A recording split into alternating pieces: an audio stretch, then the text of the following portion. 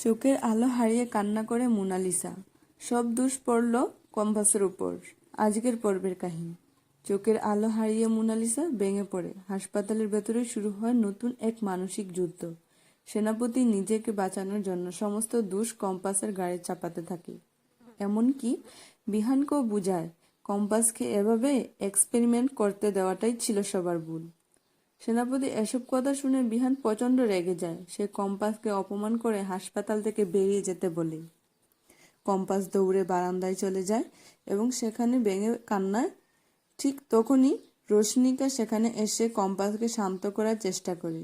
সে কম্পাসকে জানায় এই পুরো ঘটনাটা একটা চক্রান্ত, আর তাতে কম্পাসকে ইচ্ছে করেই ফাঁসানো হয়েছে।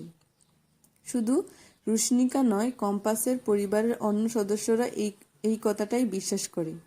কিছুটা শান্ত হয়ে কম্পাসকে প্রতিজ্ঞা করে মোনালিসার সঙ্গে এই ভয়ঙ্কর চক্রান্ত যারা করেছে তাদের সে অবশ্যই খুঁজে বের করবে। পরের দৃশ্যে অপারেশন থিয়েটারের সামনে সবাই উদ্বিগ্ন হয়ে অপেক্ষা করতে থাকে।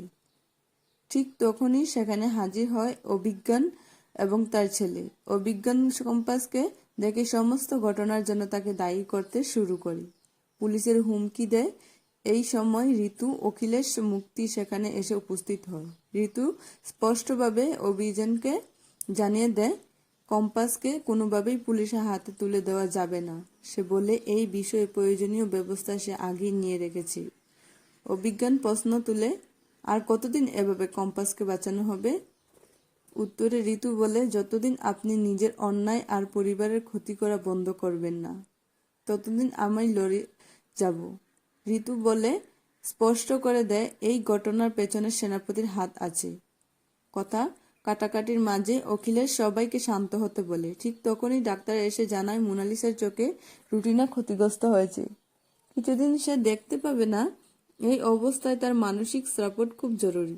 তাকে কোনোভাবে উত্তেজিত হতে দেওয়া যাবে না। ডাক্তার চলে যাওয়ার পর অভিজ্ঞান আবারও কম্পাসকেই দোষ দিতে থাকে।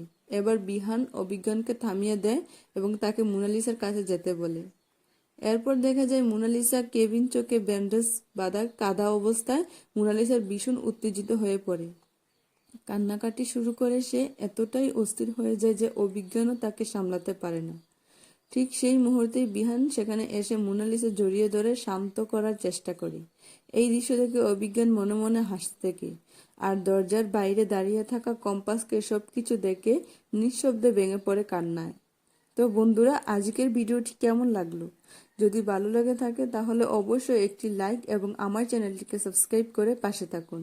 ধন্যবাদ সবাইকে। দেখা হবে আবার পরবর্তী পর্বে।